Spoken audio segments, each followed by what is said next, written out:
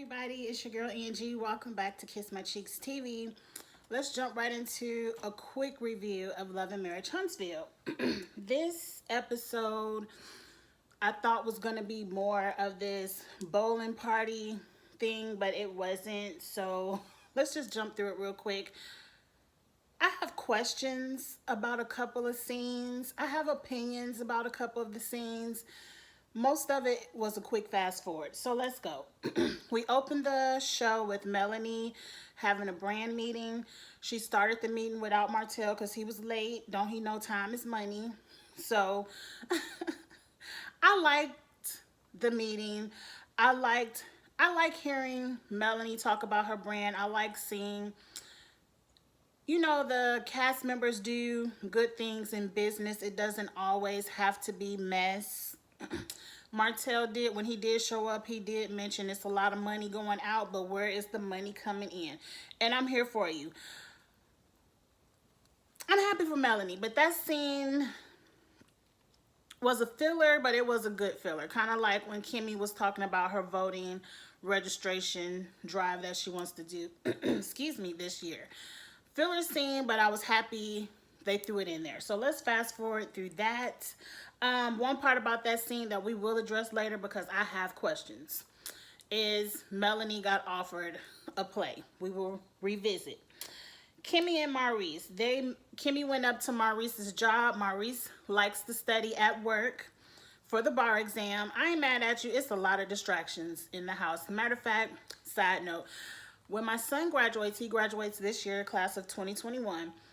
And I always said, as soon as my son graduates, I'm going to start studying for the CPA exam again because that is something I always wanted to pass. But that exam requires so much concentration. Like it's so long ago. I started the CPA classes, the review classes many years ago. My son had to be elementary school and I just couldn't do it. At this time I was a single mom. I just did not have time to study. I know it's a lot of great moms probably with more than one child that can do it. It wasn't for me. I'm talking too much about myself and not the show, but I understand why Maurice wants to study at work. You need complete silence. Kimmy shows up, brings him dinner. Great. The only thing that caught my attention about their conversation is Kimmy said, okay, I turned in my 2-week resignation, but my boss said he wouldn't accept the resignation, and I promised him I'd stay 6 months. And I said, what? You can't tell me you don't accept my resignation. All you got to do is not see me here in 2 weeks. You can accept or not accept all you want to. But Kimmy was like, yeah, she did promise him 6 months and she wasn't taking it back. She gave her word. Later on in the episode, I'm not going to review this, I'm going to mention it now. She was speaking with her son and they were kind of joking about corona, and he was like, and she was like, you got the corona, you got to get up out of here. So I'm assuming at this time when she gave her resignation, might have been maybe early February, because I'm assuming as a nurse, she probably heard of corona probably more in advance than us accountants sitting at home working in the office, but maybe that's why nurses are needed right now, and maybe that's why she agreed to do 6 months. I don't know. The one thing is she was like, look, I want to work, because he was like, you just want that 2-week check every week. And I'm like, hell yeah, I want my check every 2 weeks. But he was like, I got you. And she was like, no, this Jalen's last semester in college. I want to make sure I have his tuition. I want to make sure I have his rent. And he was like, oh, that's it. Oh, I got that. And I'm like, look at Maurice balling. He better ball. And, and so then she was just like, no, it's not your responsibility. It's my responsibility. And I just want to make sure I understand. Me and my husband, we have 2 children, but we aren't responsible for each other's children technically, because that's my son, that's his daughter, but those are our children. But I do understand, because like I pay tuition for my son to go to high school, and I do feel like hallelujah, thank you Jesus, this is the last year of that. But moving on,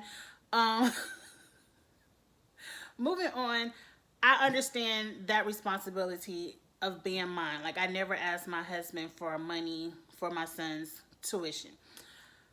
So I understand where Kimmy's coming from, but let there be a day where my husband walks in the house and says, I got you. You can quit your job. You can go on and do your dream, whatever that is, because I don't have a dream of selling real estate, but I would one day, maybe once I get my CPA, start my accounting tax business back up again. Like, I do it on the side for family, but I would like to rev it back up. And he said, go ahead and do that. And he'd be like, oh, I got tuition. That ain't nothing. I got these bills. That ain't nothing. And if my husband also threw in, he got me on my shopping and running the streets, I can go travel and do what I want to do with my homegirls. Oh, peace out. Job is gone. Job is gone. I appreciated that. Maurice, I got your back. That ain't nothing but a little chump change. That's all you need. Trust and believe Angie would, 2 weeks. 2 weeks. Now, I know that ain't gonna happen in my house, and I do enjoy my job. Like, I'm an accounting supervisor.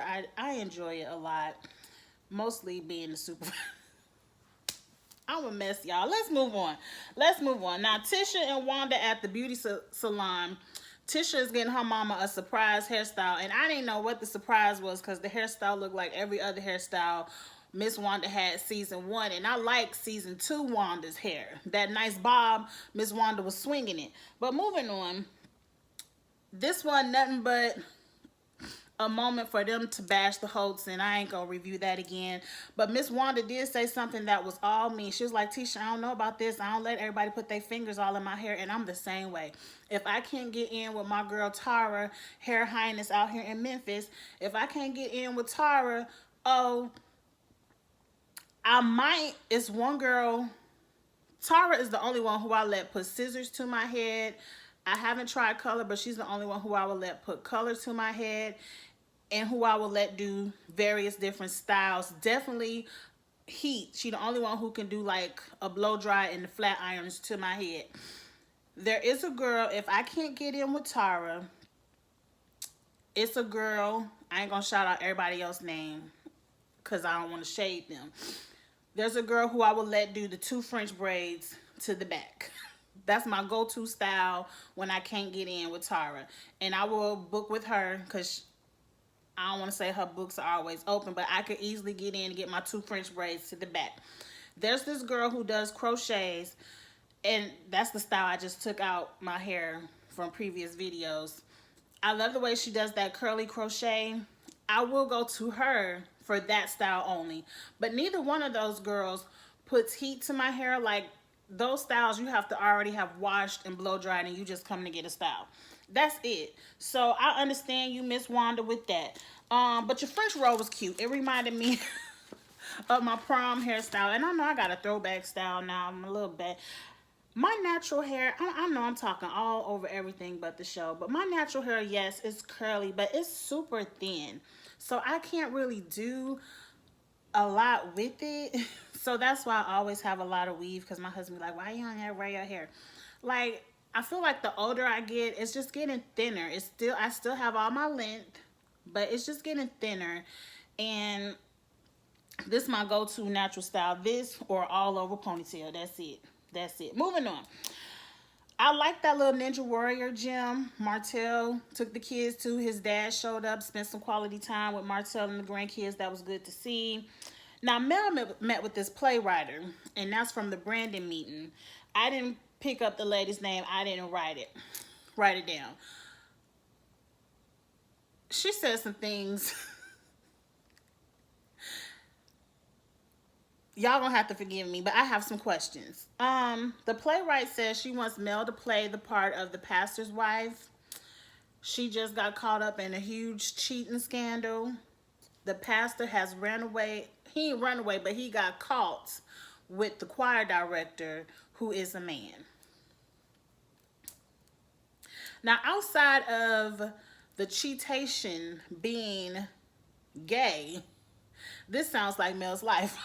Like, this sounds like tea that would be easy for Mel to play on stage. She knows what it's like for her business to be in the street, although she did put her business in the streets on a reality television show. But either way, she understands what it's like to be caught up in a scandal and to be talked about all over the news and the blogs. I say go for it, Mel. Go for it. You can. It doesn't sound like that's a role you can screw up. But now, outside of the play, Mel goes back to saying something about, you know how Mel is, like, I love telling my story so people will know that they aren't the only ones. And I'm like, bitch, we did not need you or Love and Marriage Huntsville to let chicks know they aren't the only ones getting cheated on. People have been getting cheated on since the beginning of time. People understand they not the only one. Everybody got a homegirl that they could ring up, knock on their door, and be like, so and so did so and so. They homegirl understand, and they ready to ride out and do whatever they gonna do. So we you could drop us with the sad Martell cheated, and I'm here to share my story to help somebody. No ma'am, no ma'am. But moving on. The lady says she's a product of the black church, and the black church has a problem with accepting people for who they are and accepting people's truth.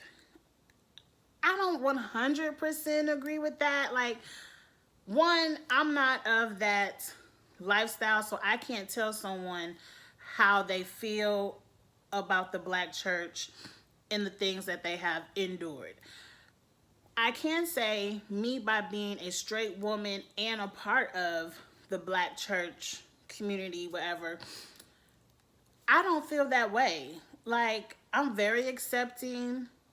I try to be understanding. I don't judge people for their sexuality at all. Love is love. I got on my rainbow shorts right now. I do. That's why I got on this red shirt. But anyway, so I do think in the older generation, because I did go to a church that had a lot older people as a part of the congregation, and I can't say they, yes. When you get to people in maybe they 60s and up, yes. But I feel like most people who are in my age group, like 40 and under, we are more accepting. Matter of fact, my church in Atlanta, before I moved to Memphis, anybody can come to that church. We had married women come to the church, sit right, like, we didn't judge. So I don't know, but moving on, everyone's experience is their experience. What I have in question even more is she says, I identify as an AB lesbian. And I said, number one, please forgive me if this comes out wrong, but number one, we gonna quit adding all these motherfucking letters to it. It's the LGBTQ. Now, I know it's some more after that. Forgive me if I don't know all of it. I'm accepting of it all, and I identify however you want to identify. But she said, I made this one up for me. No, we're not going to keep making shit up and then asking us all to wrap our minds around it. Like, no ma'am. One, you are asexual, because I wrote this down because I'm like, I got questions. She's not really sexually attracted to anyone. Like, matter of fact, the idea of having sex grosses her out unless she's in the act of having sex. And I'm like, what's the word I'm looking for? You're contradicting yourself in that statement. Like, you don't like sex unless you like, no ma'am. No ma'am.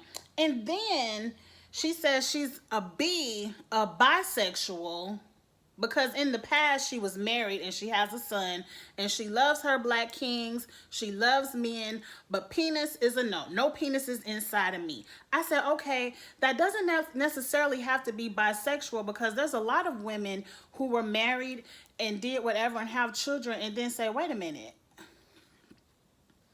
I really like women, so now I'm a lesbian. Or not now I'm a lesbian, but I've always been a lesbian, and I don't understand that story, but I don't want to try to say that story because I haven't walked that story. But I understand, like, you can't call yourself a bisexual and then wrap it all up with lesbian. Like, ma'am, you're just a lesbian. You're a lesbian who was married and had a child, and there's nothing wrong with that. Don't come on TV with all the bullshit. Just say you are a lesbian. You didn't feel accepted by the black church, so you probably went off and got married to please your parents, and you have a son. You respect your son, but a penis is a no, ma'am, for you. I don't understand why we got to go through all the rest of the bullshit. But moving on, y'all get in the comments and let me know what y'all thought about this AB lesbian. Like I said, love is love. Be who you want to be. Identify how you want to identify. But to me, ma'am, you was just on TV talking some bullshit, and you probably made this shit up just to be on the show. Moving on. Now we at this dinner. This dinner, I get them wrong. Labaric, I think it's Labaric, and then the other one is Sadaric. These, at least it don't start with an M. Labaric and Destiny. I have questions because this whole meal, I was with Melanie. She said, I'm here. I'm out. Them 4 kids at the house. I'm trying to kiki and have fun with my couple friends.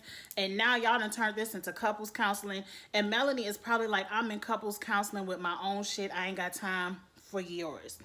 The first thing I have a question is, she said she got the identity of the baby, the gender identity, in an envelope, and I guess they're going to have some reveal party. LeBerg wants to know the gender right now. Martell was like, go ahead and tell him the gender if he want to know, and you just don't know. Moving on from that, because I don't care nothing about that. What I was most concerned with is she said she was 20 weeks pregnant. Now, my memory ain't the best, so if I'm wrong in what I'm about to say, get in the comments and correct me. But I could have sworn she said she was almost 20 weeks pregnant at Melanie's baby shower. And at Melanie's baby shower, Melanie was still pregnant, and at this moment in time, I know her baby has to be at least 2 months old because she just a couple of weeks ago had her 6-week checkup and has the green light to screw again. So I don't know what kind of math Destiny has, but it still don't add up to almost 20 weeks pregnant. But we gonna move on from that because it could be something with the whole Nashville to Huntsville thing. I don't want to throw it out there, but right now Destiny gonna get on my nerve. So moving on, they gonna have more in conversation, but this is what I have questions about. Why is your doctor in Nashville? Now, I live in Memphis. I know at least Memphis to Nashville is 2 hours, maybe 2 hours and 15 minutes, depending on where you gotta go.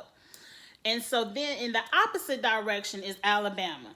And I know at least from Memphis to Montgomery, because that's usually where I go because I went to college in Montgomery, is 5 hours. So I'm thinking Huntsville is a little more north, so it's probably 3 hours. So 3 plus 2 is 5.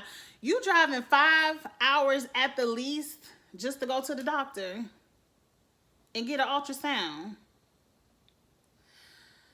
to do your check. I mean, once you get towards the end of your pregnancy, like right now in the beginning, you might only have to go once every, like usually in the beginning, you go once that first trimester. It's been 17 years, y'all, forgive me. And then you might speed it up to once a month. But that last trimester, you be in that doctor every week. I need to see you every week, every 2 weeks, every week. Who got time for that? Especially you gonna be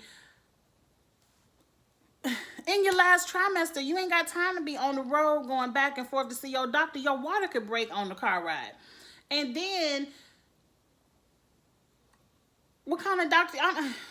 Obviously, whoever this doctor is not going to be able to deliver your baby because ain't nobody driving from Nashville to Huntsville just to deliver your baby. Like this is the stupidest thing ever. But moving on from that, that was my first concern.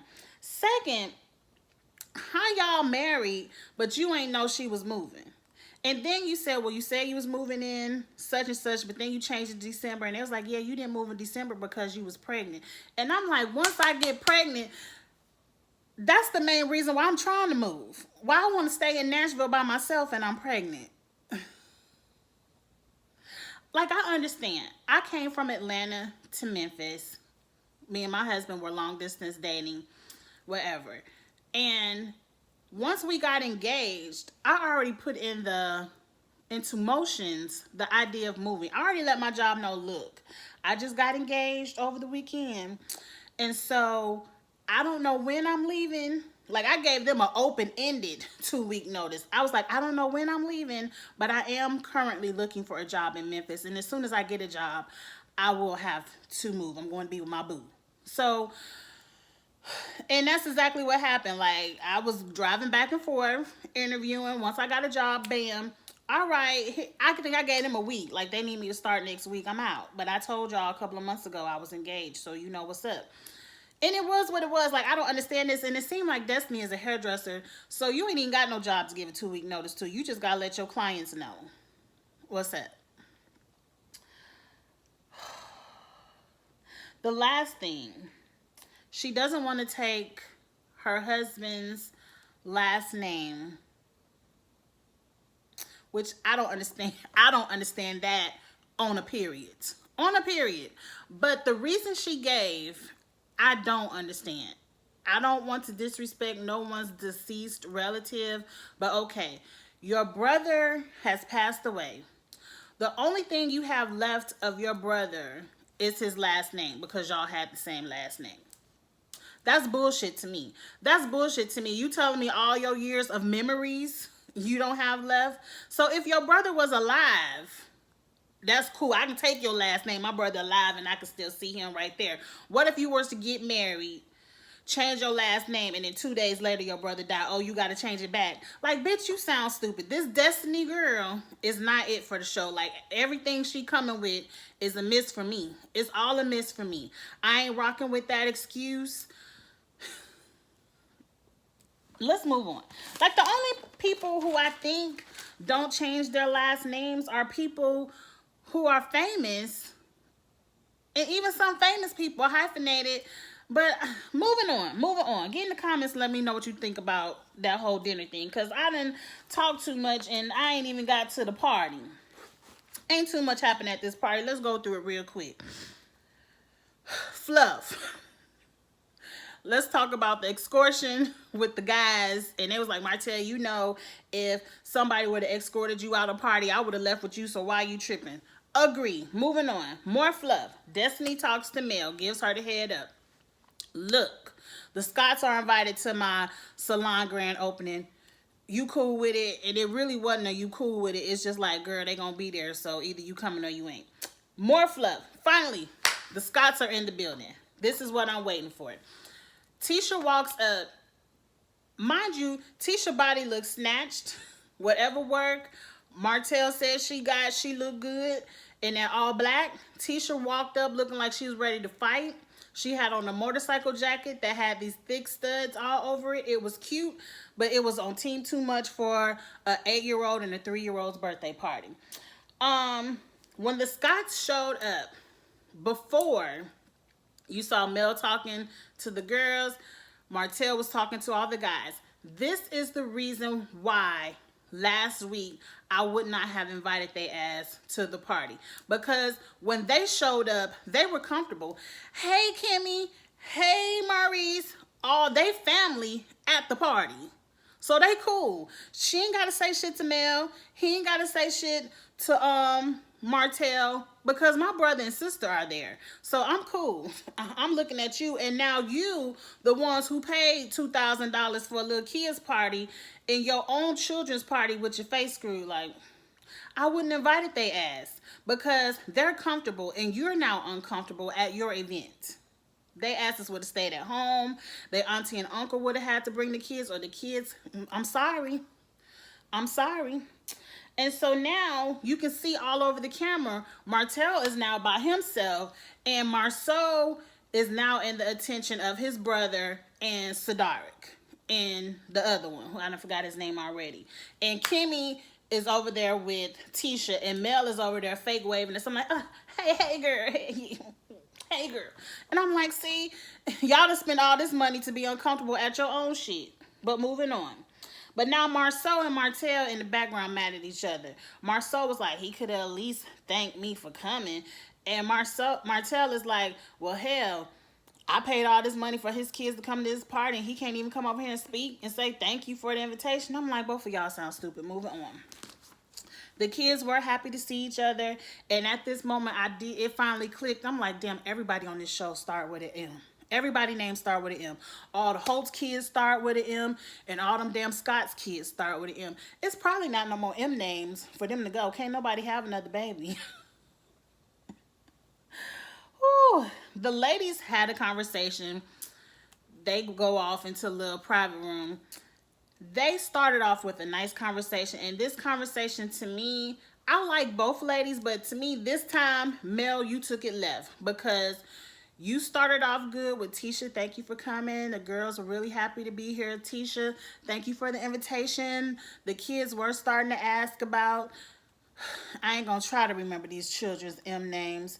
The kids were starting to ask about the girls, so I'm happy you extended the invitation and they could see each other. Great.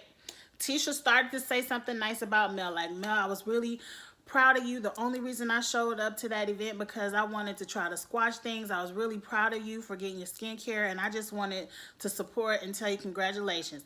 And Mel was like, you couldn't have texted me that before you just showed up. Now, mind you, Mel,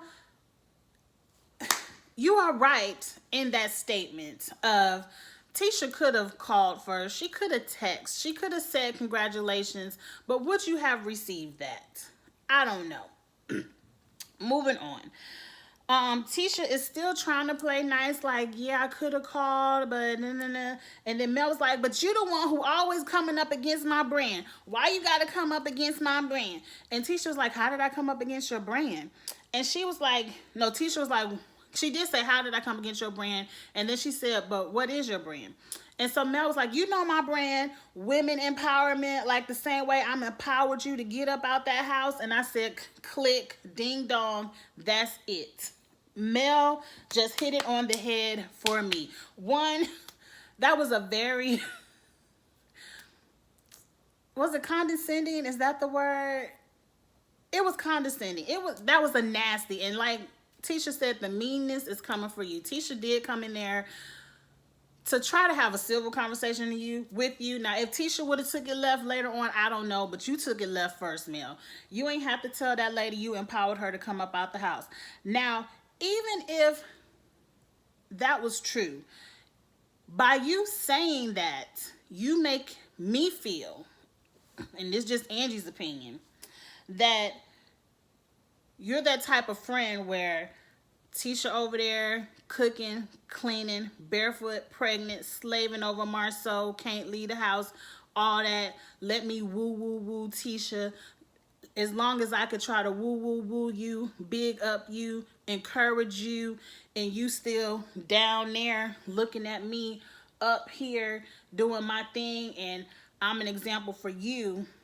Oh, we cool. Because I've had friends like that. People like that I'm no longer friends with. I've had people like that in my life where, yeah, as long as you down there doing your little bit of yin yang and you ain't up here on this pedestal with me, we cool. But as soon as Tisha said, wait a minute, I could give women empowerment speeches. I can have a podcast.